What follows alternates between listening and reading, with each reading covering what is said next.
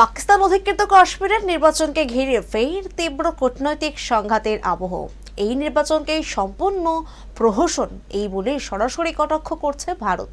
নয়াদিল্লির অভিযোগ, গণতন্ত্রের নামে ভোট করিয়ে আন্তর্জাতিক মহলে চোখে ধুলো দেওয়ার চেষ্টা করছে পাকিস্তান, কিন্তু বাস্তবে সেখানে চলছে সাধারণ মানুষের ওপর দমন পীড়ন, গুলি চালনা এবং মানবাধিকার লঙ্ঘন। ভারতের বিদেশ মন্ত্রকের মুখপাত্র রণবীর জয়সওয়াল তিনি এই বিবৃতিতে জানিয়েছেন, পাকিস্তান অধিকৃত কাশ্মীরে যে নির্বাচন হচ্ছে তা কোনোভাবেই স্বাধীন ও নিরপেক্ষ নির্বাচন কিন্তু একেবারেই নয়। তার দাবি, গোটা নির্বাচন প্রক্রিয়ায় পাকিস্তানের সেনাবাহিনীর কড়া নজরদারিতে পরিচালিত হচ্ছে।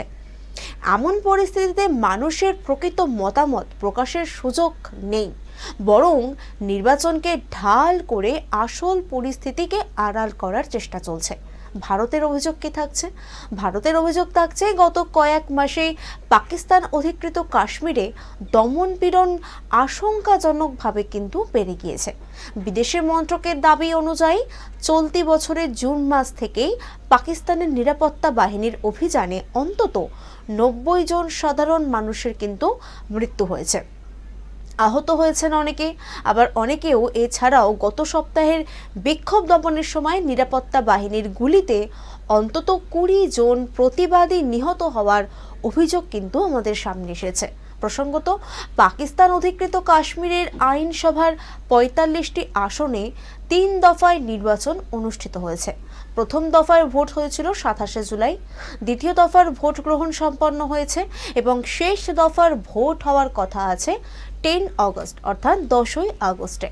তবে ভোটের আবহের মাধ্যমেই বা ভোটের এই আবহে চলাকালীনই কিন্তু বিভিন্ন এলাকায় দেখতে পাচ্ছি আমরা বিক্ষোভ, সংঘর্ষ এবং নিরাপত্তা বাহিনীর কড়া নজরদারি, আর সেটা নিয়ে কিন্তু বারংবার প্রশ্ন উঠছে।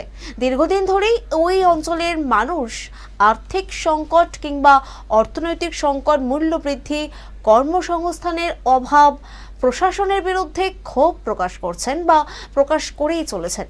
স্থানীয়দের একাংশের অভিযোগ, তাদের দাবি দাওয়া শোনার পরিবর্তে শক্তি প্রয়োগ করা হচ্ছে।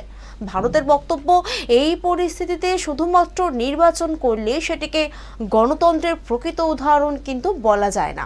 এদিকে পাকিস্তান অবশ্য এই নির্বাচনকে সম্পূর্ণ সাংবিধানিক এবং গণতান্ত্রিক প্রক্রিয়া বলেই দাবি করছে, তবে ভারত সেই দাবি মানতে নারাজ। নয়াদিল্লির বক্তব্য, মানবাধিকার লঙ্ঘনের অভিযোগ এবং সাধারণ মানুষের উপর দমন পীড়নের নিরপেক্ষ আন্তর্জাতিক তদন্ত হওয়া উচিত, কারণ প্রকৃত বিশ্বের সামনে পরিস্থিতি তুলে ধরা এখন অত্যন্ত জরুরি। পাকিস্তান অধিকৃত কাশ্মীরের নির্বাচন ঘিরে এই বিতর্ক যে আগামী দিনে ভারত পাকিস্তান কূটনৈতিক সম্পর্ককে আরও উত্তপ্ত করতে পারে তা কিন্তু বলাই বাহুল্য।